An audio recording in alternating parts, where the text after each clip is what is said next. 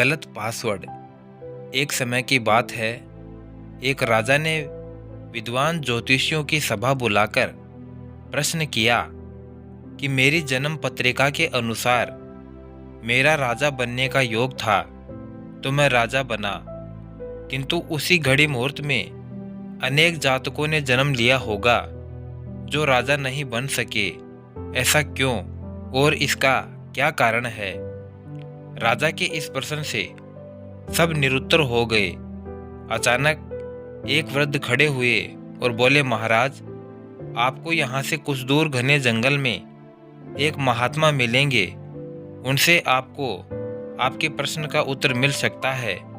राजा ने घोर जंगल में जाकर देखा तो एक महात्मा आग के ढेर के पास बैठकर अंगार खाने में व्यस्त है।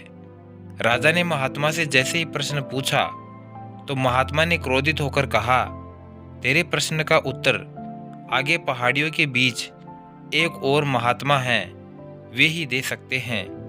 महात्मा की बात सुनकर राजा की जिज्ञासा और बढ़ गई।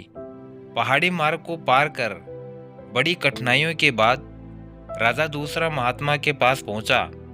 उस महात्मा को देखकर राजा हक्का बक्का रह गया, क्योंकि दृश्य ही कुछ ऐसा था। वे महात्मा अपना ही मांस चिमटे से नोच नोच कर खा रहे थे। राजा को उस महात्मा ने भी डांटते हुए कहा, मैं भूख से बेचैन हूँ, मेरे पास समय नहीं है। आगे आदिवासी गांव में एक बालक जन्म लेने वाला है जो सिर्फ कुछ ही देर तक जिंदा रहेगा, और वह बालक ही तेरे प्रश्न का उत्तर दे सकता है। राजा बड़ा बेचैन हुआ कि बड़ी अजीब पहेली बन गया है मेरा ही प्रश्न। उत्सुकता प्रबल थी। राजा पुनः कठिन मार्ग पार करते हुए उस गांव में पहुंचा और उस दंपति के घर पहुंचकर सारी बात कही। जैसे ही बच्चा पैदा हुआ, दंपति ने नाल सहित बालक राजा के सामने उपस्थित किया। राजा को देखते ही बालक हंसते हुए कहने लगा, राजन, समय तो मेरे पास भी नहीं है, लेकिन फिर भी तुम अपने प्रश्न का उत्तर सुन लो। तुम, मैं और दोनों महात्मा 7 जन्म पहले हम चारों भाई राजकुमार थे। एक बार शिकार खेलते खेलते हम जंगल में 3 दिन तक भूखे प्यासे भटकते रहे। अचानक हम चारों भाइयों को आटे की एक पोटली मिली।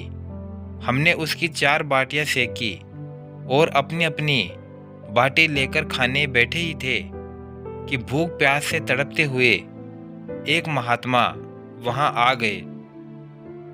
किंतु उन भैया ने भी महात्मा से गुस्से में आकर कहा कि बड़ी मुश्किल से ये बाटी प्राप्त हुई है और वो भी तुम्हें दे दूंगा, तो मैं क्या अपना मांस नोच कर खाऊंगा?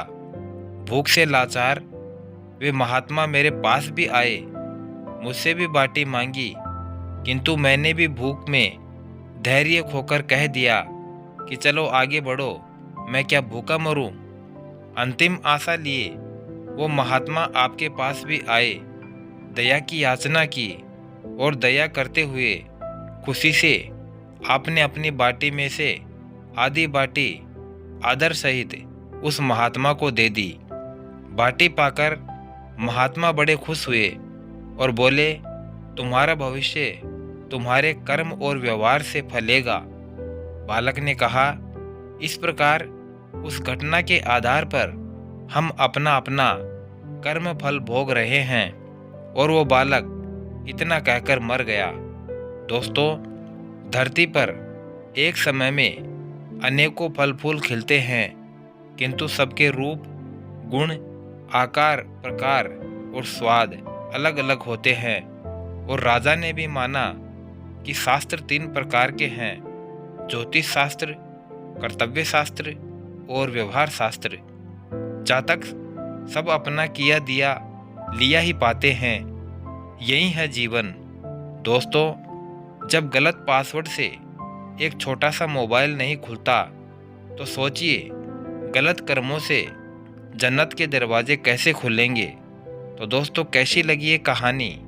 अगर अच्छी लगी हो तो एक प्यारा सा लाइक करें और साथ ही साथ चैनल को सब्सक्राइब कर बेल आइकन जरूर प्रेस कर ले, ताकि आने वाले नई वीडियो की नोटिफिकेशन आप तक सबसे पहले पहुंच जाए।